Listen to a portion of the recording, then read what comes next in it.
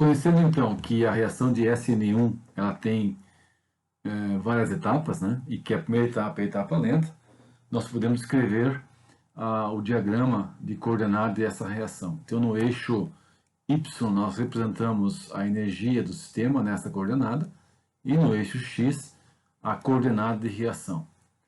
Eu costumo dizer que é o caminho da roça. Para quem conhece esse termo, sabe que o caminho da roça é um meio que o agricultor faz todo dia, que ele conhece, né, todos os detalhes desse caminho. Então, na coordenada de reação, nós representamos o que acontece com as ligações que estão presentes na etapa lenta ou na etapa rápida, que é exatamente a variação na distância de ligação. Então, por exemplo, aqui, no mecanismo SN1, como ele é em etapas e tem um intermediário, nós temos que representar isso. Então, de início, o substrato começa um processo de ionização assistido pelo solvente. Então, veja que a energia cresce, né? E essa energia vem da onde? Vem do solvente, né? E se atinge o ponto máximo nesta curva, que é o estado de transição. Nesse estado de transição, a ligação carbono-X, ela se estica, ela se alonga, e a polarização aqui aumenta. Então, aqui nós vamos aplicar um princípio, né, que é o postulado de Hammond. Né? Quando o intermediário se forma, ele vem desse estado de transição. Então, o intermediário formado tem uma energia menor do que o estado de transição, mas, no entanto, ele é mais instável do que o próprio reagente. Essa é a condição. Né? Então, o postulado de Hammond diz que se você tem a ideia, tem a necessidade de conhecer a estrutura do estado de transição, porém você não tem acesso a ele, você pode olhar os pontos mais próximos em energia desse ponto aqui. Então, o estado de transição é um ponto de energia máximo. E mais próximo dele está o intermediário do que o reagente. Então, o estado de transição no mecanismo unimolecular SN1 tem um caráter catiônico, né? E esse caráter catiônico é devido, né, à sua semelhança, né, com o carbocátio. Então é isso que diz o postulado de Hammond. Você vai inferir, você vai tirar uma informação do estado de transição, mesmo não podendo isolá-lo, a partir da estrutura do intermediário ou do reagente que está mais próximo em energia. Então, se o intermediário está mais próximo à energia e ele é um carbocátion, então esse estado de transição ele é catiônico. E aí todas as suas consequências. Né? Quer dizer, como que nós podemos acelerar uma reação de SN2 conhecendo que o estado de transição é catiônico? Então fica a pergunta para vocês responderem aí. Né? Ok? Bom, aí na sequência o intermediário é capturado pelo nucleófilo. Observe então, aqui tem mais uma energia de ativação, mas ela é bem menor do que a primeira. Então, a etapa lenta está aqui e as demais etapas são etapas rápidas. Aqui é importante agora o seguinte, né? Nós vimos lá no capítulo de intermediários, em carbocátions, as estabilidades relativas dos carbocátions. Né? O mais estável é a trifenilmetila, né? E o mais instável é a metila. Então, o carbocátion da metila é mais instável e o carbocátion da trifenilmetila é mais estável. Nos nossos exemplos de reações, nós vamos ver bastante a isopropila, a lila, a benzila e terecbutila. Então percebo que todos eles têm uma estabilidade relativa bem boa, especialmente a terecbutila. Então as reações são mais rápidas na terecbutila e são mais lentas na isopropila ou mais lenta ainda na etila ou na metila, que é próprio do mecanismo. Bom, a segunda questão importante desse mecanismo diz respeito à racemização. Então, se nós usarmos um solvente um substrato quiral que tem um alfa-D definido, o que acontece nessas reações? Nós isolamos um produto, que nesse caso aqui é a solvólise do brometo, nós isolamos um produto, que é o álcool, em que o alfa-D, né, será medido e será igual a zero. Então, nesse caso, ocorre uma racemização. E isso é devido ao fato de que no mecanismo forma-se um intermediário. O intermediário ele é planar, ele é simétrico, trigonal e a solvatação é idêntica em qualquer em qualquer parte dessa espécie catiônica. Assim, a água captura o carbocátion pelo lado frontal e pelo lado oposto, gerando as duas moléculas, cuja relação entre eles é uma relação especular. Então, se nós medirmos o alfa-D, nesse caso aqui é zero. Então, um processo de racemização. No segundo exemplo, o que acontece? Aqui é um outro, né? Também um substrato terciário. Observe, então, que tem a configuração S, né? E o produto tem a própria configuração S e o R. Vejam que no S, o solvente entrou no mesmo lado que estava o bromo. E no R, o solvente ele interagiu no lado oposto. Então aqui é o produto oriundo do ataque frontal e aqui é o produto oriundo do ataque pela retaguarda. E nesse caso ele é racêmico. Então 50% deste, 50% deste. Porém, existem muitos exemplos de reações em que a racemização não é completa. Um exemplo está aqui, né? Nesse composto em que o ero foi simplificado, mas o composto final é 6-cloro-2,6-dimetiloctano, né? Ele é de configuração R, face a solvólise, etanol e água, e se obtém o álcool correspondente, porém, do R se obtém 40% do R e 60% do S. Então aqui a racemização não é completa. Tu tem um percentual de produto invertido, maior do que o de configuração retida. Então, nesses casos, nós temos assim uma ideia de que, em geral, o carbocátion ele tende, né, a reagir oferecendo o lado oposto da ligação que se quebra. Então, naturalmente, nós esperamos que a água procure esta parte da molécula, né, do substrato, e não esta. Né? E aí nós teríamos uma preferência natural para formar o produto invertido. Né? Quando que formam os dois iguais? Quando o carbocátion é solvatado simetricamente. Então, nesses casos aqui, nós vamos dizer que o grupo de saída, o leaving grupo, ele está ainda associado ou presente próximo às regiões do carbocátion. E esta proximidade da espécie que está saindo, que é, no caso, o cloreto, né, ela impede parcialmente que o nucleófilo se aproxime pela face frontal. Né? E esse impedimento resultaria, né, na formação um pouquinho em excesso da inversão e um pouquinho menor na retenção. Na verdade, nós vamos ajustar esse mecanismo observado para essa reação com um novo termo, né, que é o chamado mecanismo do par iônico. Né? Então, veja, o mecanismo do par iônico se diferencia do SN2 e do SN1. Né? Nesse mecanismo, não há racemização 100% e não há inversão completa. Né? Tem parcial inversão e parcial retenção. E uma das formas de você entender bem isso, o que acontece é a solvatação não sendo simétrica, então permite que o cloro ele se distancia do centro catiônico, mas ele não deixa a região definitivamente. Então ele popula essa região ainda numa certa extensão. Então essa solvatação pelo solvente aqui não será simétrica, ela será assimétrica. E nesse caso, nós podemos imaginar que o carbocátion mais frouxo, um carbocátion com uma ligação mais estendida, né? Então se diz que é um carbocátion loosely, frouxamente associado, né? Ele permite que ocorra uma rotação no eixo de referência, por exemplo, marcado aqui, né? Em que o carbocátion gira sobre o seu próprio eixo, mesmo associado ainda fracamente ao cloro. E esse giro permite então que você tenha, que você observe a inversão de configuração de R para S. Né? E aqui agora, eu imagino que o solvente tenha preferência pelo lado oposto, o R está aqui e o S está aqui. Então, esta estrutura irá formar o produto S e S irá formar o produto R. Tá? Então, esse mecanismo ele é diferente do mecanismo SN1 e do mecanismo SN2. Tá?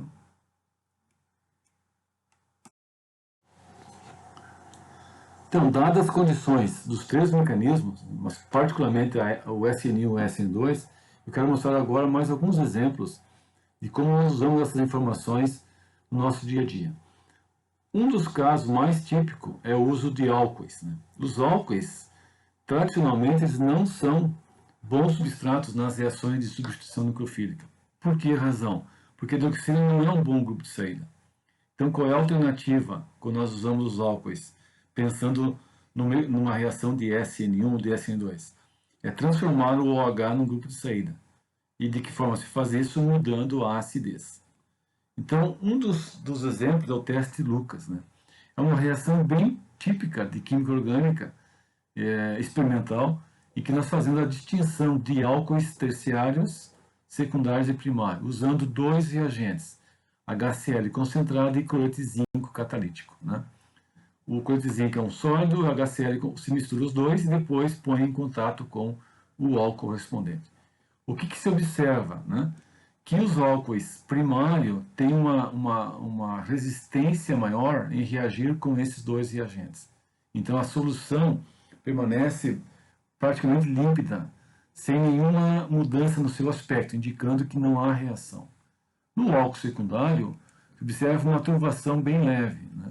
Enquanto que o terciário, a reação é tão rápida que alguns minutos após, você simplesmente agita o tubo e você irá perceber a turvação com a formação de duas fases, que exatamente representa isso, o álcool transformado no cloreto. E como você está usando HCl concentrado, uma solução em cloreto de zinco, então tem uma solução, uma parte aquosa e uma parte orgânica. Isso se separa. Então, a ideia aqui é mostrar que o teste Lucas, na verdade, revela, né, a reatividade dos álcoois das espécies terciárias, né? Então, no mecanismo de reação, o que nós propomos? Né? O zinco é um ácido de Lewis e a hidroxila aqui atua como base. Então, a associação zinco-hidroxila é uma reação ácido-base, do ponto de vista de Lewis, né? Só que isso tem uma vantagem. A interação do zinco, que é o ácido, ele polariza ainda mais a ligação OC. E essa polarização facilita a formação do carbocátion, né? Carbocátion livre. Como o cloreto de zinco tem dois íons cloro, quando ele se associa com o oxigênio, um dos cloros é liberado. Então, o cloro livre captura o carbocátion. E a pergunta que se faz é, qual é o carbocátion que se forma mais rapidamente? O mais estável, portanto, é o terciário. Tá? Então, interessante esse exemplo de como nós usamos a reatividade para identificar, por exemplo, funções, né, ou álcoois terciários, o diferenciar, né, álcoois terciários, do secundário e do primário. Nesse link aqui do vídeo YouTube, você pode assistir a esse vídeo aqui. Tá? Nesse outro exemplo, nós queremos mostrar como nós podemos transformar um álcool num substrato melhor para reagir no modo SN2. Aqui é o caso de um álcool transformado em um cloreto e um álcool em um brometo. Vejo que não dá de você fazer a ação direta. HCl aqui em cima não funciona, né? Então, o que se faz? É a inserção de etapas adicionais usando reagentes específicos para fazer a transformação no brometo e no cloreto. No primeiro caso é o cloreto de tionila. A reação se dá pelo ataque nucleofílico do oxigênio sobre o átomo de enxofre, mandando embora um cloro. O intermediário cloro sulfito se decompõe, então o cloro que foi liberado ataca esse carbono no modo SN2 ou SN1, aí depende, mas particularmente SN2, liberando SO2 e mais Cl-. E aí você vai formar o cloreto correspondente. No outro exemplo é usar reagente fósforo, né? São estratégias que nós usamos, tá? Importante isso. Com relação às aminas, né? Nenhum exemplo de amina foi usado aqui como substrato. Por uma razão muito simples, né? As aminas, né? Quando você usa uma amina como substrato, pensando que ela é um grupo de saída, ela não sai, porque a amina, de novo, é um ácido muito fraco. No entanto, quando se faz a reação com a espécie nucleofílica amônia, tentando obter, digamos, a amina primária, o que se obtém na prática? Uma mistura de 4 aminas. A primária, a secundária, a terciária e a quaternária. Então, são exemplos de que nós não temos muita alternativa se nós pensamos em obter aminas usando o mecanismo de SN2, ou a reação de SN2. Né? Por quê? Porque vai formar um conjunto maior de aminas e aí a separação é quase impossível. Existe uma estratégia que é usar a síntese de Gabriel quando se deseja uma amina a partir de uma reação de SN2. Bom, e por último, uma discussão um pouquinho mais agora ampla a respeito do solvente, olhando os dois mecanismos, tanto o SN2 quanto o SN1. Então, assim, ó, no mecanismo SN1 forma-se um carbocátion, então nós temos que ter um solvente polar prótico, porque ele tem que assistir a partida do ânion, da espécie negativa. No mecanismo SN2, aí nós não temos uma ação intensa do solvente. Então a ligação que se quebra, carbono X, ela é assistida por uma outra ligação carbono Y, por isso que o mecanismo é consertado. Então, se o solvente não atua com muita intensidade, quem atua é a espécie nucleofílica. Tá? Então, aqui é um panorama assim, mais amplo. Né? Os solventes polares próticos, aqueles que formam ligações de hidrogênio, que tem a hidroxila, NH, SH e assim por diante, eles vão diminuir a velocidade de SN2, por uma razão muito simples. Né? E esses solventes, o que eles fazem? Eles se associam com a espécie negativa. Quem é a espécie negativa? É o nucleófilo. Então, por exemplo, nessa reação aqui, a azida é N3-. Se a reação é feita num solvente polar, o que faz o solvente polar prótico? Ele vai solvatar exatamente esta. Então, tu vai ter um trabalho adicional de dessolvatar o nucleófilo. E a velocidade da reação cai. Né? Então, para esses casos, numa SN2, você vai usar sempre solventes polares apróticos. O que faz o solvente polar prótico? Ele solvata o ânion, está aqui. O que faz o solvente polar aprótico, como DMSO, DMF, acetonitrila e o hexametilfosforamida. Então, DMF está posto aqui, DMSO está posto aqui, a hexametilfosforamida está posta aqui. Eles têm estrutura de ressonância em que o sítio positivo, vamos dizer assim, fica no interior da molécula, enquanto que na periferia do solvente fica exposto o átomo de oxigênio. Então, os solventes HMPA, acetonitrila, DMF e DMSO, eles são especialistas em solvatar cátions. Então, eles facilitam a solubilização, a solvatação do cátion que está presente associado ao nucleófilo. Então, a azida, por exemplo, é um sal de sódio, azida de sódio. O que faz o solvente polar prótico? Infelizmente, ele vai solvatar o ânion. E aí o solvente polar prótico fica ao redor do ânion, impedindo que a reação de SN2 aconteça. Por outro lado, se você usar um solvente polar aprótico, esse solvente ele é especialista na solvatação do cátion. E aí, por consequência, você tem uma nucleofilicidade maior quando o solvente é polar aprótico. Tá? Então, nós temos que observar bem a SN1 são reações de solvólise. O que significa solvólise? É a assistência do solvente. Qual é o solvente? Água, ácido acético, ácido fluoracético, etanol, metanol, ácido fórmico e assim por diante. Ácidos, né? Então, são espécies que têm um poder de ionização muito forte. E esse poder de ionização é a solvatação diferencial em cima do ânion. Que ânion é este?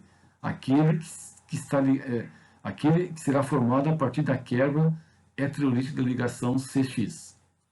O que é o solvente polar aprótico? Ele faz o inverso. Aí ele prefere solvatar um cátion. Que este cátion é aquela espécie que está presente ou que está associada com o nucleófilo. Hidróxido de sódio, é o cátion sódio. Cloreto de potássio, é o potássio. Iodeto de magnésio, então você vai solvatar o cátion. E quando o solvente faz a solvatação do cátion, por consequência o nucleófilo fica mais reativo. Então, nas SN1, qual é o solvente? Solvente ionizante, solvente que tem as ligações de hidrogênio.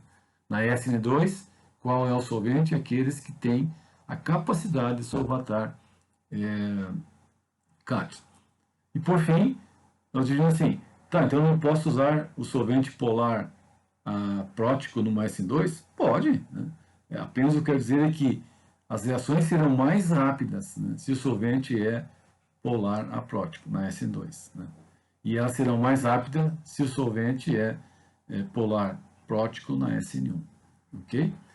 Então nós temos muito mais coisa a comentar, mas nós não temos tempo. Né? Mas fica para que vocês pesquisem, por exemplo, um outro tema importante nessas reações de solvólise, né? Que é a definição de carbocátions não clássicos. Né? Isso é importante. E depois, nos rearranjos de carbocátions, é o que acontece especialmente no mecanismo SN1, ou no rearranjo de Wagner-Meerwein. Tá? Então é isso, e agora nós vamos então passar no próximo vídeo, vou falar sobre as reações de eliminação E1 e E2, ok?